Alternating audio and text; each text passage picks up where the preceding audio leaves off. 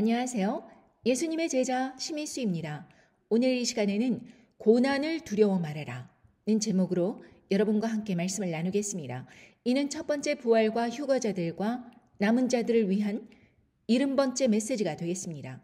먼저 기도로 시작하겠습니다. 천지를 지으신 우리 하나님 아버지, 오늘도 이렇게 말씀을 깨닫는 지혜를 주시고 함께 나눌 수 있는 소중한 기회를 주셔서 감사합니다. 이 마지막 때를 살아가면서 저희들이 하나님 아버지의 말씀에 깨어있지 않다면 세상 사람들과 함께 낙담하고 좌절할 수 있습니다. 그러나 우리는 우리의 삶이 하나님 아버지께 영광 돌리기 위해서 살아가는 삶임을 깨닫고 어떠한 일이 올지라도 끝까지 인내의 믿음을 붙잡아서 하나님 아버지께 영광 돌리는 삶으로 나올 수 있기를 간절히 바랍니다. 그러기 위해서는 말씀에 더욱 깨달아 저의 삶에서 실천하는 그러한 것이 중요할진데 오늘 말씀을 전할 때 성령님께서 말씀을 주장하여 주시고 듣는 사람이나 말씀을 전하는 사람이나 모두 하나님 아버지께 영광 돌리는 시간으로 나올 수 있기를 간절히 바랍니다. 이 모든 말씀 우리 주 예수 그리스도로 인받들어 간절히 기도드리옵나이다. 아멘. 우리는 흔히 고난을 이렇게 해석합니다. 예를 들면 몸이 굉장히 아프고 힘들 때 하나님 아버지께 이 병을 고쳐달라고 기도를 합니다. 그러면은 병이 고쳐지질 않고 계속해서 악화되고 있습니다. 그럼 사람들은 하나님 앞에 고난을 받는다. 이러한 해석을 내놓습니다. 그리고 또한 사업체를 열심히 하다가 여러 가지 일을 함부로 벌리다가 사업체가 망해갑니다. 그러면은 자신이 고난을 받는다. 이렇게 이야기를 합니다. 사람들로부터 어떠한 법적인 문제로 인해서 여러 가지 다툼이 있습니다.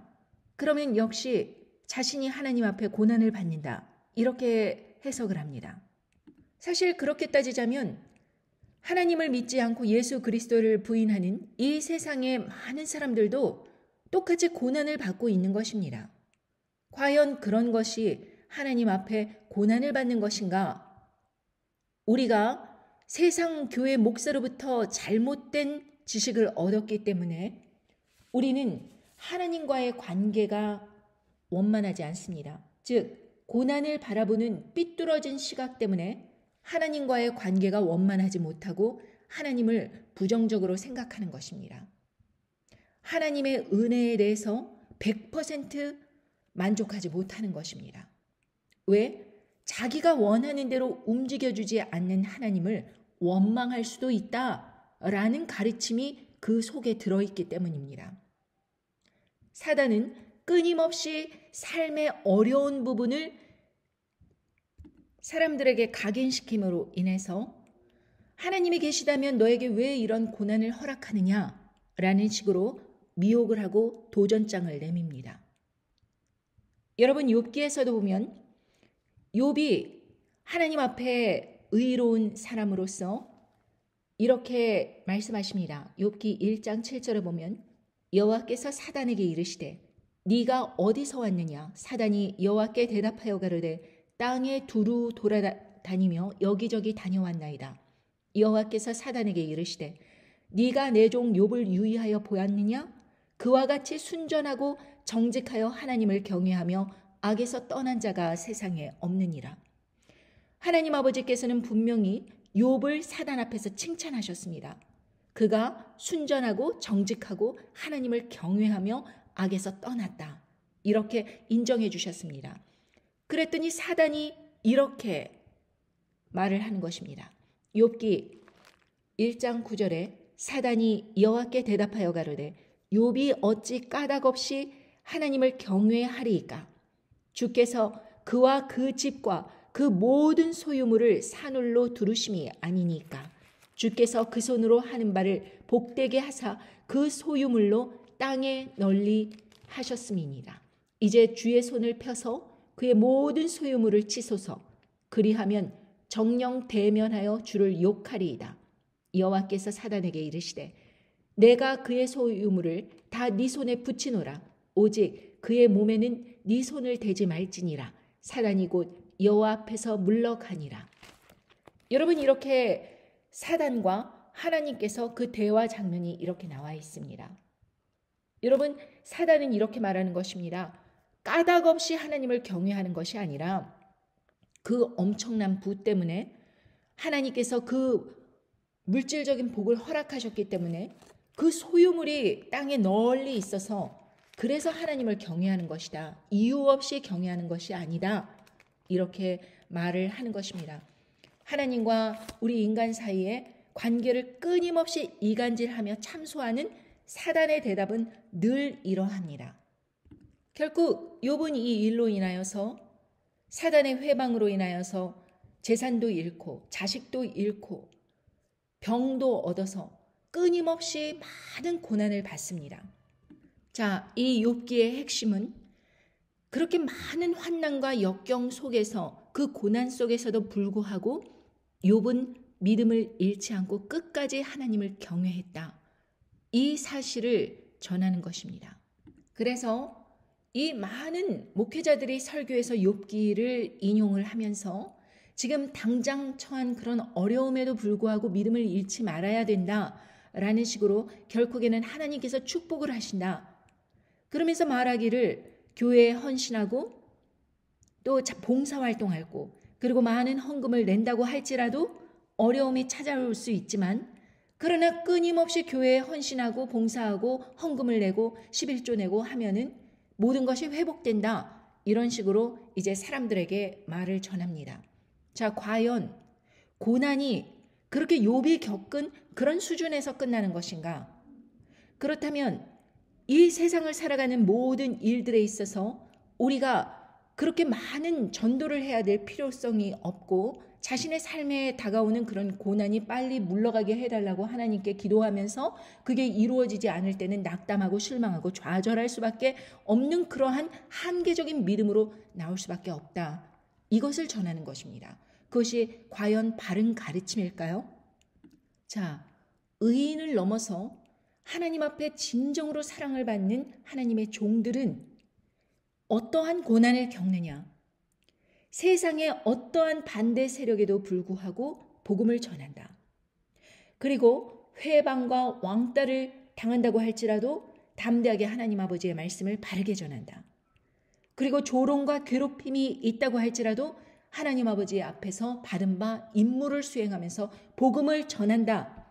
그리고 결국 학살을 당하는 순교의 순간까지도 하나님 아버지의 믿음을 예수 그리스도를 향한 그 간절한 믿음을 놓지 말아야 된다. 이것이 결코 기독교가 전하는 우리 하나님 아버지께서 우리에게 주신 그 믿음의 열매라는 것입니다. 그 믿음이 있을 때 우리는 세상 사람들에게 담대하게 전할 수 있는 거예요. 내가 물질적으로 정말 잘 나가고 재력이 있고 그리고 사람들로부터 존경을 받고 그러는 상황에서 사람들에게 예수 그리스도를 전한다면 사람들이 그 사람의 권위에 순복을 하면서 아, 저렇게 잘 됐으니까 따를 이유가 있겠지. 저 사람도 하나님의 말씀을 저렇게 따르니까 결국에는 하나님께서 축복을 주셔서 저러한 지경에 이르렀겠지. 저 사람을 본받아야 돼. 그러면서 그 사람을 쉽게 따라가겠지요. 그래서 교회가 크면 클수록 사람들로부터 더욱 존경을 받고 인정을 받고 그 순종을 잘하는 사람들로 인해서 사역이 쉬운 것입니다. 반면 사람들로부터 반대 세력이 있고 회방이 있고 왕따가 있고 조롱이 있고 괴롭힘이 있고 막 어떠한 그런 사단의 참소 같은 그러한 일들이 주위에서 벌어짐에도 불구하고 아무런 보상을 받지 않고 하나님 아버지의 말씀을 담대하게 전할 수 있는 사람들은 결국에는 사람들로부터 버림을 받지만 그러나 하나님 아버지 앞에서 크게 쓰임을 받는 그러한 사역자로 나올 수 있다. 이것입니다. 그런데 세상 사람들은 이 반대로 생각을 하기 때문에 고난을 바라보는 시각이 삐뚤어진 것입니다. 내가 잘 돼야지, 고난을 받지 말아야지, 하나님 아버지의 복음이 널리 전파된다. 이러한 착각을 갖고 있다는 사실입니다. 베드로전서 5장 12절에 보면 사랑하는 자들아 너희를 시련하려고 오는 불시험을 이상한 일 당하는 것 같이 이상히 여기지 말고 오직 너희가 그리스도의 고난에 참여하는 것으로 즐거워하라. 이는 그의 영광을 나타내실 때 너희로 즐거워하고 기뻐하게 하려 함이라. 너희가 그리스도의 이름으로 욕을 받으면 복 있는 자로다. 영광의 영, 곧 하나님의 영이 너희 위에 계심이라. 여러분, 이 놀라운 말씀, 하나님의 말씀을 세상 사람들에게 담대하게 전하는 사람들은 반드시 너희를 실현하려고 오는 불시험을 경험하게 된다. 그래서 그걸 이상하게 여기지 말라, 이렇게 말씀하시는 것입니다. 왜? 세상이 전하는 가치관하고 다른 거예요. 세상 교회 목사들은 뭐라고 말합니까? 복 받으세요. 재물이 있어야 사람들에게 많이 베풀어주고 행복한 겁니다. 하나님께서도 사랑하는 사람들에게 재물을 막 허락하시고, 그리고 11조를 많이 하면 할수록 하나님께서 더 많이 부어주세요. 이러한 아주 그럴듯한 미혹으로 사람들을 미혹합니다. 그런데 성경은 반대로 말합니다. 너희가 그리스도의 고난에 참여하는 것으로 즐거워하라. 예수님이 평생 살아가시면서 사람들에게 헌금 걷고 이러고 살아가셨습니까? 심지어는 누울 곳도 없다고 그렇게 말씀하셨습니다. 가난하고 그러나 많은 사람들에게 축복을 주시고 병 고쳐주시고 심지어는 죽은 자를 살리시기까지 하시고 귀신을 쫓아주시고 많은 은혜를 베풀어 주셨습니다. 아무것도 받지 않으시고 예수님께서도 그러나 그러한 많은 은혜를 사람들에게 베풀어 주셨지만 반대로 결국에는 범죄자 취급을 받으면서 십자가에 못 박혀서 돌아가셨습니다. 그것이 바로 십자가의 고난입니다. 세상 사람들에게 바른 말을 전한다고 할지라도 세상 사람들은 여전히 반대하고 회방하고 왕따하고 조롱하고 괴롭히고 죽이기까지 합니다. 그것이 그리스도의 고난이라는 것입니다. 그냥 내가 잘 먹고 잘 살라고 그러다가 결국에는 사업이 잘 안 되고 넘어지고 자빠지고 이런 것이 고난이 아니라 하나님 아버지의 말씀을 세상 사람들에게 참되게 진실되게 아무것도 바라지 않고 전했는데 그럼에도 불구하고 사람들의 싫어함을 받는 거예요. 그들이 원하는 말을 해주는 게 아닙니다. 악인들의 심판을 말하고 이 세상이 심판받는다고 그렇게 말씀을 전하는 것입니다. 그러니 세상 사람들이 심판받는다 그러는데 세상 사람들이 좋아할 리가 있습니까? 그들은 영원한 불못에 떨어진다고 이야기하는데 좋아할 리가 있겠어요? 심지어는 교회에 열심히 다니면서 그 세상 교회 목회자의 사단 종노릇을 하고 있는 사람들에게 그러한 길로 가는 사람들은 자기가 열심히 신앙생활하는 것 같지만 종이 된 자는 주인이 가는 곳에 따라가는 것입니다. 사단 마귀를 따라가는 사람들의 그러한 타락한 사람들을 따라가는 사람들도 여전히 똑같은 곳을 따라가는 것입니다. 왜? 그들의 종이 됐으니까 주인이 가는 곳에 따라가는 거예요. 그런 이야기를 들었을 때 누가 좋아하겠습니까? 자기는 나름대로 열심히 11조하고 교회 헌신 봉사한다고 생각을 하는데 그런 미혹을 뿌리는 사람들의 길을 따라가니까 그들도 똑같이 그런 미혹을 뿌리는 사람들의 결말과 똑같이 간다. 누가 좋아하겠느냐 이것입니다. 그래서 그리스도의 고난에 참여할 수밖에 없는 상황으로 내몰리게 된다. 바른 말을 하는 사람들은 그리고 세상 사람들로부터 교인들로부터 아무것도 바라지 않고 바르게 전하는 사람들은 반드시 핍박을 받게 된다. 이러한 논리가 서게 되는 것입니다. 그러나 그의 영광을 나타내실 때 너희로 즐거워하고 기뻐하게 하려 함이라. 결국에는 예수님께서 재림하실 때 죽은 자들이 첫 번째 부활에 참여하고 휴거자들이 하늘로 들림을 받았고 이럴 때 얼마나 기뻐하고 즐거워하겠습니까? 그들의 모든 노고와 힘듦과 역경과 조롱, 핍박, 괴로움, 괴롭힘 이런 거 다 하나도 기억되지 않는 것입니다. 그 영광이 너무나도 커서 즐거워하고 기뻐할 수밖에 없는 것입니다.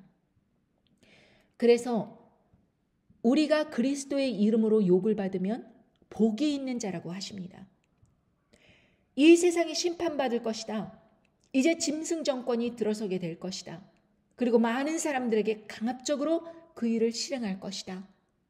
그래서 믿음이 약한 자들, 세상 사람들은 전부 짐승 우상 경배하고 그리고 짐승의 표를 받게 되는 그런 시대로 도래할 것이다. 그런 이야기를 할 때 욕을 얻어먹어요. 그런 소리를 왜 하냐? 그런 비현실적인 소리를 왜 해? 이러면서 욕을 얻어먹는 것입니다. 그러나 그렇게 그리스도의 이름으로 욕을 받으면 복이 있다고 말씀하십니다. 영광의 영, 하나님의 영이 우리 위에 계신다. 이렇게 말씀을 해 주시는 것입니다.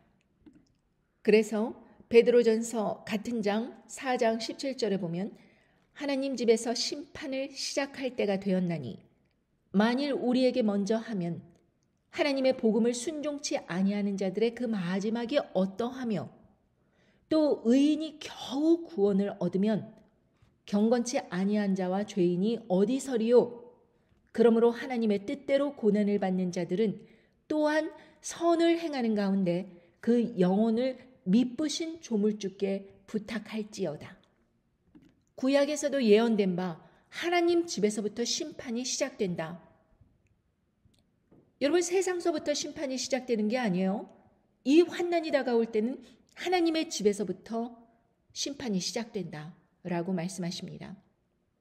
그렇게 우리에게 먼저 심판을 하면 하나님의 복음을 순종치 아니하는 자들의 그 마지막이 어떠하며 여러분, 그 심판의 말씀을 듣지 않는 사람들의 그 마지막 어떻겠습니까?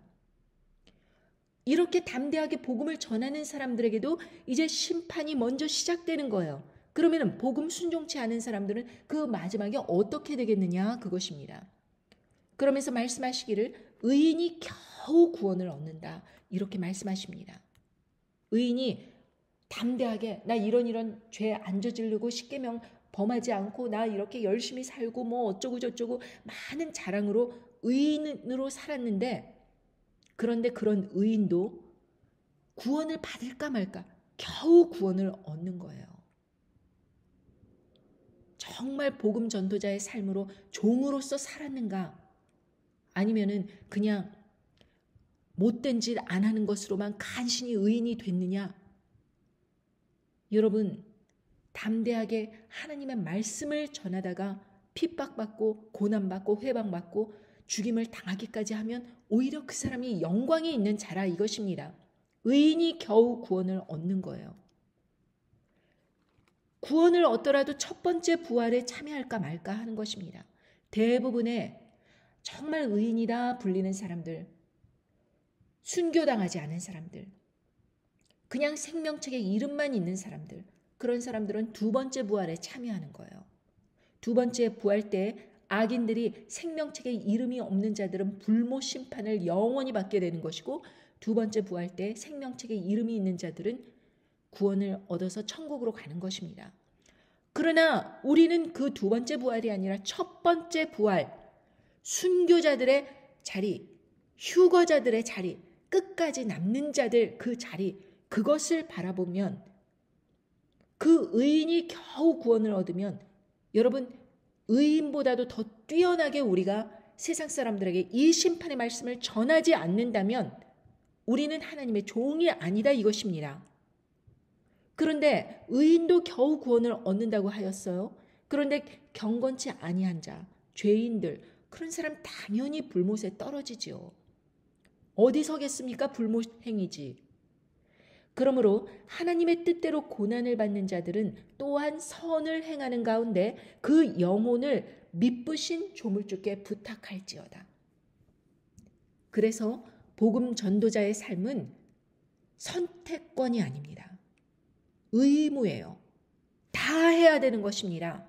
저뿐만 아니라 여러분도 하나님의 은혜의 자리에 나왔다면 예수님의 복음의 빛을 온전히 받았다면 성령님 안에서 거듭났다면 종으로서 나와야 되는 거예요. 복음 전도자로서 나와야 되는 것입니다. 그렇지 않는다면 복음 전도자를 도와서 함께 사역하는 사람들로 나와야 되는 거예요. 다 역할을 하나씩은 해야 된다 이것입니다. 아무것도 안 해요. 심판의 말씀도 안 전하고 심판의 말씀을 전하는 사람도 도와주지 않고 그냥 아무것도 안 해요. 그러고선 자기는 구원받는다 이러고 착각을 하면서 살아가게 하는 것이 이 세상 교회 설교자들의 말씀이라는 것입니다. 그들은 거짓 미혹을 뿌리는 것입니다. 성경 말씀에 근거하여서 볼 때 기준이 틀린 것입니다. 물론 말씀의 은혜를 받은 사람들이 모든 사람들이 그 은혜를 받은 건 아니에요. 모든 사람들이 가르칠 수 있고 예언을 할 수 있는 은사를 받은 것은 아니에요. 그러나 착한 선행으로 그 사람들을 돕고 협력하여서 하나님 나라의 그 확장을 위해서 많은 사람들에게 이 심판의 말씀이 전할 수 있도록 돕는 역할까지는 누구나 할 수 있다 이것입니다. 베드로전서 5장 1절을 보면 너희 중 장로들에게 권하노니 나는 함께 장로된 자요 그리스도의 고난의 증인이요 나타날 영광에 참여할 자로다. 너희 중에 있는 하나님의 양무리를 치되 부득이함으로 하지 말고 오직 하나님의 뜻을 쫓아 자원함으로 하며 더러운 일을 위하여 하지 말고 오직 즐거운 뜻으로 하며 맡겨온 자들에게 주장하는 자세를 하지 말고 오직 양무리의 본이 되라. 오늘날의 세상교회 목회자들이 지금 이렇게 하고 있습니까? 여기에서 하나님의 뜻을 쫓아 자원함으로 하며 자비량으로 하는 거예요. 더러운 이득을 위해서 하지 말라고 합니다. 그런데 이 몇천억, 몇백억 이런 식으로 돈을 헌금을 걷어가지고 자기의 사비로 쓰고 자기의 그 모든 그런 호의호식하는 재물로 쓴다면 이것이 더러운 이득을 위하여 복음을 전한다 하고 미혹을 하는 것이지 이게 제대로 하는 것입니까? 자기가 스스로 자비량으로 하면서 더러운 일을 취하지 말고 오직 즐거운 뜻으로 하라고 하십니다. 그리고 사람들에게 주장하는 자세 하지 말고 양무리의 본이 되라 이렇게 말씀하십니다. 정말 저 사람 청렴하구나. 정말 깨끗하구나.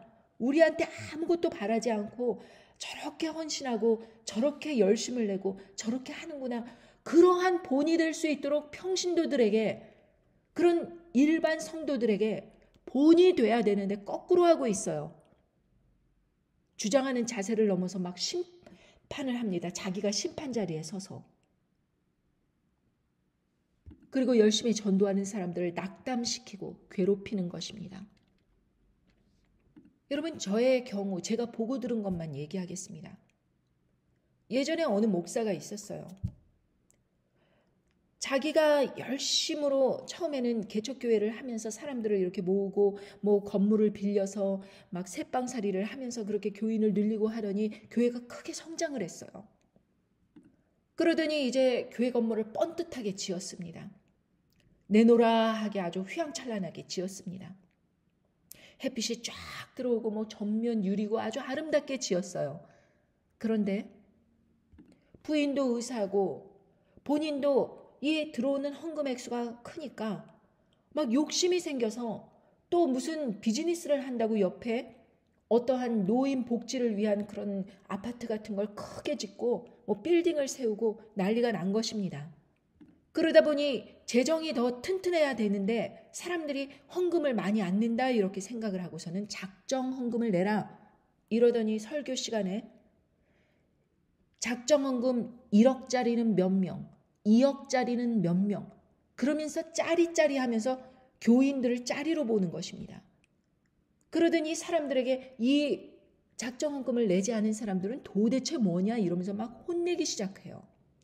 여러분 그러나 그렇게 작정헌금을 한다 이렇게 서원을 하고 지키지 않으면은 그것이 도리어 그 사람의 인생에 큰 저주가 되기에 어떠한 사람들은 말씀에 깨어서 작정헌금을 하지 않았어요. 자신의 미래를 확실히 모르는데 자기가 이런 엄청난 액수를 하겠다고 그렇게 자원을 해놓고서는 못하면 어떻게 합니까? 그런데 분위기 자체가 몇 억짜리는 몇 명, 몇 억짜리는 몇 명 이런 식으로 막 계속해서 이야기를 하니까 사람들이 부담스러운 거예요. 그러더니 이제 불만 세력이 여기저기 속출하다 보니까 이제 교인들이 막 불만이 커져가니까 한국에서 어떤 교회 목사가 부흥의 목사로 이렇게 와서 이렇게 사정을 보니까 이 사람의 위치가 건들건들 하는 거예요. 교회는 아름답지. 사람들은 헌신돼 있지. 이 목회자만 쫓아내면은 완전히 좋은 땅 아닙니까? 그러니까 몇몇의 그 의기투합한 장로들과 함께 기존의 목사를 몰아냈어요. 당회장 목사를 몰아내고 이제 쫙 그 자리를 얻은 것입니다. 처음에는 엄청 겸손하게 시작하는 것입니다.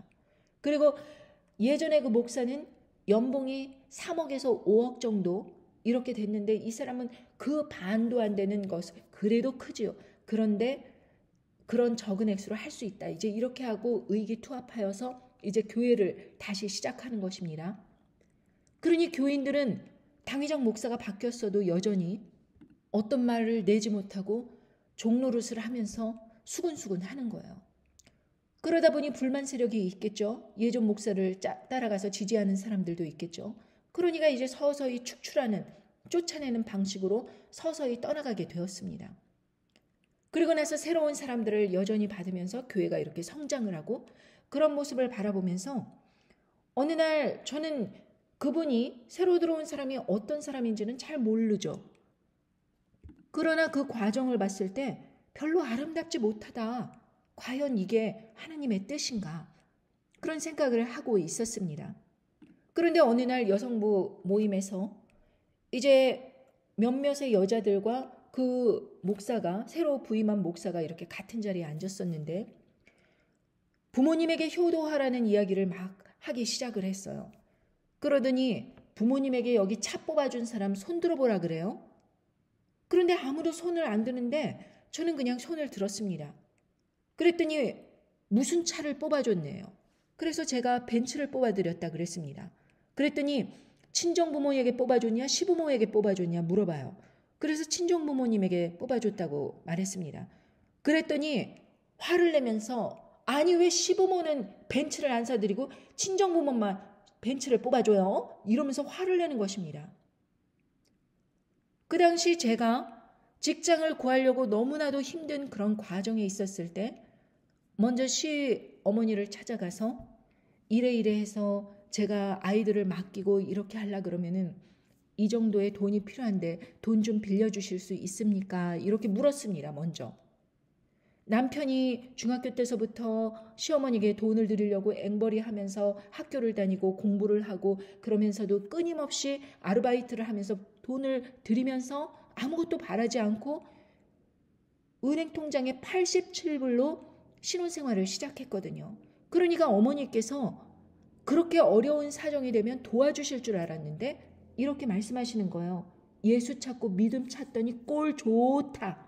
이게 네가 말하던 그런 믿음의 삶이냐? 이러면서 조롱하고 거부하셨어요. 그래서 친정부모님에게 상황을 말씀드렸더니 흔쾌히 빌려주셨습니다. 그래서 그 몇 배나 되는 돈으로 벤츠를 뽑아드린 거예요. 그런 전후 사정을 알지도 못하고 왜 시부모한테는 벤츠를 안 뽑아주냐고 막 화를 내시는 겁니다. 그러나 뭐 잘 모르니까 저런 이야기를 하겠지 하고 넘어갔습니다. 그런데 어느 날 저를 이렇게 보더니 제가 좀 부유하게 생겼다 생각을 했는지 이런 이야기를 해요. 자매님은요 관상을 보니 헌금 많이 하게 생겼어요.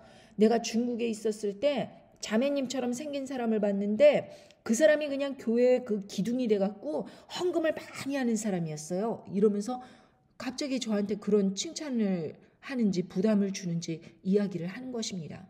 노골적으로 돈 얘기를 하는 거예요. 저는 이번에 그 믿음이 좀 이상하고 이 변질된 믿음이 아닌가 그렇게 생각은 했지만 함부로 남에 대해서 이렇게 판단하고 하고 그러면 안 되기 때문에 그냥 또 그것도 넘어갔습니다. 그러다가 2015년도에 벤츠딜러에서 일할 때였습니다. 어느 날 퇴근길에 눈이 아주 조금뿐이 안 왔는데 그렇게 조그만 눈이 오니까 이 길에서 차들이 접촉사고가 많이 일어나고 넘어지고 자빠지고 이런 일들이 많이 일어났습니다. 그래서 교통체증이 너무 심해서 하이웨이가 꽉 막힌 거예요. 오도 가도 못하는 것입니다. 화장실은 없지. 정말 화장실을 가야겠는데 또 차가 기름에 빨간불이 들어오고 차는 천천히 가고 저는 집이 멀어서 앞으로도 몇 시간을 더 가야 되는데 그러면서 그 길에서 대여섯 시간을 그렇게 보내면서 이러지도 못하고 저러지도 못하는 꽉 막힌 답답한 상황에서 이런 생각이 들었습니다. 하나님 뜻대로 복음을 전하는 삶을 살지 않으니까 내가 이렇게 많은 환난을 겪으면서 회의가 드는가 보다. 큰 돈을 버는 것도 아닌데 왜 이렇게 힘들게 살면서 하나님 아버지의 말씀을 전하지 못하는가. 내가 책도 출판하고 이렇게 하나님 말씀을 전하겠다 이러면서 살고 있는데 실질적으로 나는 내가 돈을 벌어서 가족들 부양하기 위해서 이런 직업 전선에 뛰어들면서 아무 복음의 역할을 하고 있지 못하구나. 너무 자괴감이 들었습니다. 그런데 한편으로는 또 이런 생각이 들었어요. 이렇게 앞뒤로 꽉꽉 막히고 그 당시에 아이들이 대학 갈 그럴 나이가 되었는데 대학 학비를 갖다가 내가 책임지겠다고 학자금 받지 않고 내가 엄마인 내가 다 책임지겠다고 하면서 담대하게 그렇게 말을 약속을 했는데 이 학비를 어떻게 마련할 것인가? 미국에서는 아무리 그 주립대학을 간다고 하더라도 4만 불에서 5만 불 그리고 주립대가 아닌 그런 프라이빗을 가면은 10만 불 가까이 들어가는 이런 한 아이당 학비를 저는 둘을 감당해야 되는데 이걸 어떻게 감당할 것인가? 앞이 꽉 막혀서 보이지 않는 것입니다. 하나님 앞에 막 통성으로 기도하면서 차 안에서 부흥회를 하고 있었습니다. 그때 조용하게 갑자기 하나님 아버지께서 이런 말씀을 주세요. 너가 하나님 아버지의 복음의 말씀을 맡았는데 그러한 일을 하지 않고 세상 일에 바빠서 아무런 역할을 하지 못하는 것에 대해서 봐라. 지금 너가 지금 만족한 인생을 살고 있느냐. 그러면서 하나님 아버지께서 제 마음을 치세요. 내가 잘못 살고 있구나. 내가 회개해야 되겠구나. 그랬을 때 하나님 그러나 저는 신학대학을 나온 것도 아니고 이런 상황인데 제가 어떻게 하나님 아버지의 말씀을 사람들에게 전하겠습니까? 그러면서 이제 하나님 아버지께 제가 신학대학을 가야 되는 것인지 아니어야 되는 것인지 막 또 물어보면서 기도를 하고 있었습니다. 그랬을 때 그 목사에게 전화를 하라는 말씀을 주세요. 그때 당시에 저는 출퇴근길 1시간 동안 CD를 들으면서 주로 운전을 하였는데 그 목사님 CD를 계속 듣고 있었어요. 뭐 존경하는 마음도 있었고 그리고 한국에 와서 정말 열심히 해보려는 그런 마음도 전달이 되었고 그래서 그 당회장 목사의 CD를 계속 듣고 있었습니다. 그래서 저는 아마도 그분이 저에게 어떤 하나님의 음성을 들려주실 그런 중간자 역할을 하지 않을까 그런 기대를 가지고 전화를 하였습니다. 그랬더니 밤 한 8시, 9시였는데 부인이 받으셔서 지금 수요 예배 갔는데 돌아오면은 전화를 주겠다 이렇게 이야기를 했어요. 그래서 이제 기다렸습니다. 거의 한 9시, 10시가 됐는데 저는 계속해서 고속도로 위에서 있었습니다. 전화가 왔습니다. 저는 너무나도 기뻤습니다. 그래서 앞뒤를 가리지 않고 쫙 전후자 사정을 다 이야기하면서 제가 그 일을 위해서 새벽에 얼마나 기도를 하며 정말 잠을 몇 시간 못 자고 그렇게 2-3시간 동안 기도를 하면서 하나님 아버지의 그 주시는 길을 모색하기 위해서 제가 노력을 하고 있다는 것을 쫙 이야기하였습니다. 그런데 상대방의 반응이 좀 이상해요. 뭐 저녁을 식사를 드시는 건지 쩝쩝쩝쩝거리다가 자매님 열심으로 하는 건 좋은데 그냥 일 다니시면서 이렇게 책 쓰신 거 있잖아요. 그 공짜로 그냥 숑숑 나눠주세요. 그리고 기도도 그렇게 열심히 할 거 없어. 그냥 5분만 기도해요. 5분만. 그렇게 기도한다고 들어주시는 것도 아니야. 그리고 들어주실 일 같았으면 벌써 들어주셨지. 에휴, 너무 애쓰지 말고요. 그냥 하던 일 계속하면서 직장 다니면서 그냥 교회 헌금하고 봉사하고 그러면 돼요. 너무 복잡하게 생각할 거 없어요. 그러더니 이제 전화를 끊어버렸습니다. 저는 그때 망치로 머리를 얻어맞은 것 같았습니다. 이게 뭐지? 내가 그토록 존경을 하면서 아침 저녁으로 출퇴근 시간에 CD를 듣던 목사가 이러한 정말 어처구니없고 헌신되지 않고 불경건한 말을 할 수 있다니. 하나님 앞에 자기의 인생을 드려야 될지 말아야 될지, 이거를 전격적으로 해야 될지 말아야 될지 묻는 사람에게 이렇게 말할 수 있는 것인가? 복음 전도자의 삶을 살으라고 오히려 간절히 외치면서 세상 사람들을 깨워야 될 역할을 해야 될 사람이 오히려 잠을 재우면서 왜 자꾸 일어날라 그래? 도를 자! 이런 거랑 뭐가 틀리다 말씀입니까? 저는 이때 큰 충격을 받았습니다. 세상 목회자들이 하나님의 뜻을 쫓아 자원하는 게 아니구나. 더러운 이득을 위하여서 하는 것이구나. 남이 닦아놓은 터에, 복음으로 닦아놓은 터에 자기가 그 모든 것을 새롭게 자기가 해보겠다고 그렇게 몰아내는 것, 그것도 또한 이러한 이득을 위하여 온 것입니다. 한국에서 미국으로 와서 아들들 군대 보내지 않고 영주권 얻게 하고 교회에서 주는 그러한 큰 연봉, 한국에서는 받을 수 없는 여러 가지 혜택, 자동차, 이러한 모든 이득을 꼼꼼히 따져보아서 옮긴 것이구나. 그래도 저는 결국에는 그 일을 그만두었습니다. 그리고 나서 이 책을 사람들에게 읽혀야겠다. 그날이 오면 이 간증, 한 20년 동안 쓴 책을 사람들이 읽는다면 뭔가 변화가 있으리라. 그러면서 열심히 홍보했지만 아무도 호응하지 않았습니다. 반대 세력 많았고요. 회방, 왕따, 조롱, 괴롭힘 많았습니다. 한 번은 여성도 모임 3-4명 있는 곳에 가서 책을 선전하였는데 그것도 브로셔를 만들어서 책을 안 읽는다고 할지라도 브로셔는 읽어볼 수 있는 거 아닙니까? 공짜로 나누어 줬는데 그 브로셔를 받아보면서 어떤 여자가 아이들 교육 이런 걸 얘기하다가 우리 젊었을 때는요 그것보다 더 했어. 나도 뭐 스트릿바 가갖고 막 춤을 추는데 분위기가 너무 그러더라. 막 이러면서 이야기하던 아줌마가 그 브로셔를 받아보면서 어디서 감히 교회에서 잡상인들처럼 책을 팔라 그래요? 이러면서 눈을 희번덕거릴 때 저는 깜짝 놀랐습니다. 제가 20년 동안을 쓴 간증집에 대해서 사람들에게 홍보하는 것조차 회방을 하는구나. 좋아하지 않는구나. 왕따하는구나. 조롱하는구나. 괴롭히는구나. 그래서 이렇게 개인들을 붙잡고 이야기하면 안 되겠다 싶어서 공신력이 있어 보이는 여자 목사에게 전화를 하였습니다. 그랬더니 그 여자 목사가 점심을 사겠다는 소리에 일식 뷔페집에서 점심을 산다는 소리에 그 남자 목사님을 또 데리고 왔어요.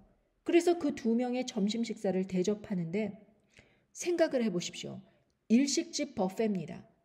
그러면은 그 밥을 그렇게 제가 돈을 내면 적어도 그것을 위해서 배를 좀 비워갖고 오실 그럴 예의를 갖춰야 되는 거잖아요. 그런데 과일만 몇 조각 갖고 와요.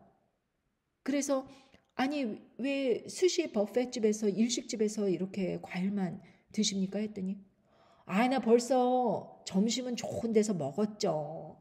그 여기서는 그냥 간식으로 먹는 거예요. 이러는 것입니다. 아무리 과일만 갖다 먹는다고 하더라도 저는 그 돈을 다 내야 되는 거잖아요. 다른 사람의 돈이라고 이렇게 함부로 생각을 할 수 있는 것입니까? 예의가 없는 것입니다. 아무튼지 간에 그 여자 목사와 남자 목사를 대접을 하면서 그 2분은 이제 동료 관계이지요. 그런데 제가 이 책 이야기를 하는 거는 관심도 없어요. 2분이 서로 이야기를 하는데 그 여자 목사님이 갑자기 전화기에서 자기의 그 드레스 입은 것을 보여주면서 목사님 보세요. 내가 얼마나 소시적 늘씬했는가 한번 보세요. 아이 누님이 왜 이러십니까? 둘이서 그러고 있어요. 제 책 이야기는 관심도 없는 것입니다. 저는 점심을 사면서 다른 데서 밥을 먹고 와서 후식을 먹고 있는 그분들의 모습과 더군다나 그 대화 내용을 보고 과연 이런 사람들이 하나님의 뜻을 쫓아 월급을 받지 않고 자원함으로 즐거운 마음으로 복음을 전하는 것인가 회의가 들었습니다. 그러나 이런 것까지도 그럴 수 있어. 인간이면 그럴 수 있다. 이렇게 생각을 하고 세 번째, 저는 이제 노골적으로 그 목사님께 사무실로 찾아가겠습니다 하고 전화를 드리고 사무실로 찾아갔습니다. 그리고 책을 들고 열심히 홍보했습니다. 근데 그때 저는 직장을 갔다 오다가 들린 사무실이기 때문에 뭐 옷을 갖다가 바지로 갈아입거나 이러지 못하고 투피스 정장 차림으로 사무실을 방문하였습니다. 그러다 보니까 치마이니까 갑자기 제가 열심히 책 이야기를 하고 있는데 그 눈길이 다른 데 가 있는 거예요. 그러더니 갑자기 저 무릎에다가 방석을 휙 던져요. 그래서 저는 아니 이게 뭐지? 아니 말하려고 하는 그 내용에 집중해야지 왜 남의 무릎에다가 이렇게 방석을 던지는 그러한 예의 범절 없이 이런 일을 저지르시지? 그리고 조용히 방석을 이제 내려놨습니다. 그랬더니 또 다른 방석을 이렇게 하더니 제 무릎을 향해 조준을 하면서 또 던지는 거예요. 그래서 저는 벌떡 일어섰습니다. 이러한 상황 속에서 제가 무슨 하나님의 뜻을 함께 동역을 하면서 말하겠다고 내가 이 짓을 하고 있는가? 이제 이 세 번째를 마지막으로 다시는 찾아가지 않았습니다. 다시는 복음에 협력해달라고 부탁하지 않았습니다. 그리고 나서 그 목사는 심장병 수술 2번이나 받고 나중에는 암 진단 받고 수술까지 하게 되었습니다. 그러자 그분이 어느 대표 기도 시간에 울부짖으며 기도하는 소리를 들었는데 하나님께 이렇게 말하는 것입니다. 약속을 했으면 지키시라고 예수 그리스도의 이름으로 무엇이든지 구하면 들어주신다고 하셨는데 왜 약속을 지키시지 않느냐고 이렇게 따지듯 기도하는 것을 들었습니다. 여러분 과연 이러한 모든 것들이 하나님 뜻 안에서 고난을 받은 것일까요? 마귀는 끊임없이 이 세상을 살아가면서 예수를 믿는 그 믿음의 보상이 무엇이냐라는 식으로 우리의 삶을 도전합니다. 그것이 마귀의 미혹입니다. 우리가 어떤 상황에 처해 있든지 간에 하나님 아버지께 영광 돌리고 그리고 하나님 아버지를 사랑하고 끝까지 인내 믿음을 경주를 할 수 있는 그 이유는 예수님께서 우리와 함께 동일한 고난을 받으셨다는 것을 알고 있기 때문입니다. 베드로전서 5장 8절에 보면 근신하라 깨어라 너희 대적 마귀가 우는 사자같이 두루다니며 삼킬 자를 찾나니 너희는 믿음을 굳게 하여 저를 대적하라. 이는 세상에 있는 너희 형제들도 동일한 고난을 당하는 줄을 알미니라. 모든 은혜의 하나님 곧 그리스도 안에서 너희를 부르사 자기의 영원한 영광에 들어가게 하시니가 잠깐 고난을 받은 너희를 친히 온전케 하시며 굳게 하시며 강하게 하시며 터를 견고케 하시리라. 여러분 우리의 고난은 인생을 살아가면서 잠깐 받는 거예요. 우리에게는 영원한 약속이 있기 때문입니다. 천국 입성을 하여 결국에는 영원한 천국에서 영원한 복락을 누리면서 사는 이 영원한 삶을 바라보며 이 잠깐의 고난을 하나님 아버지께 영광을 돌리면서 인내 믿음으로 나올 수 있는 그 실력이 있느냐 없느냐 이것이 우리들에게 닥친 시험의 고난입니다. 우리가 시험을 보는 이유가 무엇입니까? 그만한 실력이 되는가 안 되는가 그것을 알아보기 위함 아닙니까? 결국에는 모든 사람이 그 영광의 자리에 들어가기 위해서 끊임없이 노력들을 하지요. 그러나 시험을 봤을 때 그 실력이 드러나는 것입니다. 시험이 없다면 하나님 아버지께서 정말 사랑하시는 사람들을 그냥 마음대로 이렇게 저렇게 선별을 하셔갖고 천국에 들이신다면 그것이 어떻게 공평하신 구원이겠습니까? 우리는 모두 시험을 치르게 됩니다. 모두 고난을 통과하게 됩니다. 그리고 불과 같은 시험이라고 말씀하셨습니다. 결국에 이 세상에 감당할 수 없는 그런 전 세계적인 환난과 고난이 불어닥칠 때 결코 그 안에서 끝까지 믿음을 갖고 있는 사람들의 실력이 드러나기 마련입니다. 실력이 없는 사람들은 다 나가 떨어지는 것입니다. 그렇다면 실력은 어떻게 쌓이는가? 이론이 뒷받침돼야 됩니다. 성경 말씀에 근거하여 우리들의 삶에 무엇을 초점 잡아야 되는지, 무엇이 하나님께 영광을 돌리는 길인지, 우리가 말씀 안에서 깨어서 기도해야 되는 것이 바로 실력입니다. 여기에서 마귀는 어떤 모습으로 표현되는가? 우는 사자같이 두루 다니며 삼킬 차를 찾는다고 하였습니다. 종신토록 흙을 먹도록 그렇게 뱀이 지음을 받았는데 결국에는 아담과 하와를 타락시킨 그 뱀이 사단 마귀인데 뱀은 흙을 먹지 않습니다. 그러나 사단 마귀는 결국 먼지, 흙이라 그랬지만 영어 성경에 보면 dust, 먼지로 돌아갈 그러한 죽은 영혼들, 죽은 육체를 계속해서 찾아다니면서 삼키는 것입니다. 그게 그들의 먹잇감이기 때문에 그렇습니다.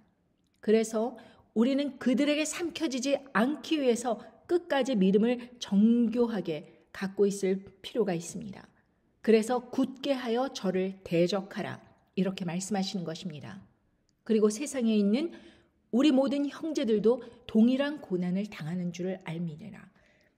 예외가 없는 거예요. 다 당하는 것입니다. 어리버리 끌려가면 그렇게 사자같이 우는 사자같이 돌아다니며 찾는 그 마귀에게 삼켜지는 것입니다. 여러분, 우리가 영원한 영광에 들어가게 하시기 위해서 잠깐 고난을 받는 동안 그 목적이 무엇이냐? 온전케 하시고 굳게 하시고 강하게 하시고 털을 견고케 하셔서 천국에 들어갔을 때 흔들리지 않도록 영원한 하나님의 자녀로서 누릴 자격을 갖도록 하나님 아버지께서 시험을 허락하시는 것입니다. 그래서 우리는 고난을 두려워할 것이 아니라 그 고난 뒤에 계신 하나님의 그 선하신 목적을 바라볼 필요가 있습니다. 우리 뜻대로 강구하는 대로 이것저것을 들어주지 않는다고 마음이 낙담하여서 정말 좌절하고 실패한 느낌으로 그렇게 살아가는 것이 아니라 그럼에도 불구하고 우리가 인내의 믿음을 끝까지 붙잡아 결국에는 시간이 흐른다고 할지라도 영원한 처소를 준비해 두신 우리 하나님 아버지의 선하신 뜻을 생각하고 결국에 이 모든 고난들이 모든 자양분이 되어서 훌륭하게 자랄 나무가 될 것이다 라는 것을 믿음의 눈으로 바라보는 눈이 있어야 되는 것입니다. 여러분, 저는 2021년도에 그 접종이 세상에 막 불어닥치고 교회 안에서조차 접종을 시키면서 사람들에게 열심히 홍보하고 광고하고 그럴 때 이 모든 일들이 얼마나 하나님을 대적하는 일에 교회가 앞장서고 있는지 그것을 바라보면서 그 모든 사람들의 영적인 실력을 보았습니다.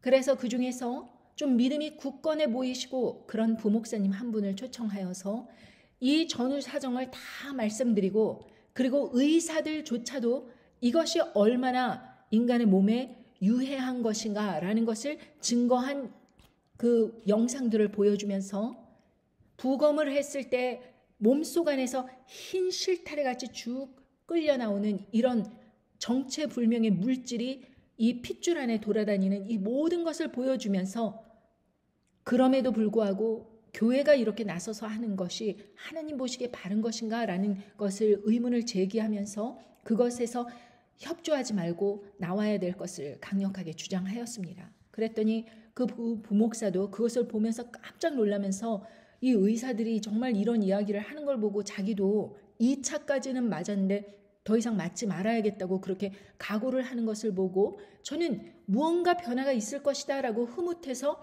이제 인사를 드리고 갔습니다. 그런데 2주가 되지 않아서 홍보를 하는데 3차 접종을 빨리 해야 된다고 사람들에게 원숭이 두창과 3차 접종을 권유하는 그 일을 그 목사가 맡아서 하더군요. 저는 이것을 바라보면서 하나님 아버지의 뜻보다는 당회장 목사의 비유를 맞추고 자기의 상사의 눈에 잘 들어서 자기의 자리를 굳히려고 하는 그런 인간적인 그러한 모든 것들 때문에 이 교회는 성장하지 못하고 이 세상 목회자들은 끊임없이 타락하는 것으로 가고 세상과 맞서서 사단 마귀를 대적할 수 없는 지경에까지 이르렀다는 것을 보았습니다. 그래서 저는 부족하고 연약하고 작지만 하나님 편에 서서 뭐라도 해야겠다. 세상에 알려야겠다. 그리고 이 말씀을 듣는 많은 사람들이 함께 힘을 합하여서 알려준다면 이 세상이 얼마나 말세지발로 가고 있는지, 그리고 우리 앞에 어떠한 일들이 기다리고 있는지, 이 모든 것들을 예비하고 마음을 준비시켜 견고한 믿음으로, 굳건한 믿음으로, 강한 믿음으로 그렇게 나올 줄 생각하고 노력하였지만 그 결실은 너무나도 기대에 미치지 못했습니다. 그러나 아무튼지 간에 때가 오면, 지금까지는 깨닫지 못하던 사람들도 때가 오면 깨달으리라 라는 믿음을 가지고 오늘도 말씀을 전합니다. 그리고 대한민국은 핵의 공격의 위험에 노출돼 있을 뿐만 아니라 지금에 있는 정치적 갈등이 끝까지 계속될 것이며 결국에는 짐승 정권이 섰을 때 그 짐승 정권의 앞잡이 노릇을 한 구구파 대통령이 결국에 실권을 잡아서 많은 사람들에게 짐승 우상 경배를 시키고 짐승의 표를 받게 하는 일에 앞장설 것이라는 것을 믿고 있습니다. 그러므로 대한민국에 산다는 그 삶이 얼마나 성경 말씀에 비추어 보아 위험한 것인지, 정치적으로 혼란한 뿐만 아니라 경제적으로 이제 파탄 지경에 이르를 때까지 그렇게 어려운 상황에 직면하게 될 텐데 아직도 많은 사람들은 희망가를 부르면서 그 일이 곧 끝날 것이라고 기쁨의 노래를 부르고 있습니다. 이 세상을 어떻게 바라보느냐는 너무나도 중요합니다. 그래서 어떤 사람은 준비를 하고 어떤 사람은 전혀 신경을 쓰지 않습니다. 어떤 사람은 노아처럼 자기의 삶을 준비하여 하나님께 영광 돌리고 생존하여 끝까지 하나님 아버지께 구원받는 역사로 나오든지, 어떤 사람은 믿지 않고 조롱하고 우스갯거리로 생각하다가 멸망하는 데 한꺼번에 이를 것인지, 그것은 각자의 믿음대로 선택이 되는 것입니다. 하나님은 공평하시고 의로우시고 모든 말씀으로 심판하실 거라는 것을 말씀해 주셨지만 그것을 믿느냐 안 믿느냐는 각자의 몫입니다. 여러분들께서 이 고난을 통해서 어느 누군가는 상급을 받고 이 짐승 정권의 고난을 통해서 어느 누군가는 여태까지 11조 내고 교회 헌신 봉사하고 했지만 불못으로 떨어지는 운명을 맞이하게 될 것입니다. 여러분들은 들었고 여러분들은 모든 상황을 지금까지 말씀 안에서 굳건히 하였고, 그러나 여러분들의 삶 속에서 어떤 선택을 할 것인지는 여러분들의 몫입니다. 감사합니다. 안녕히 계십시오.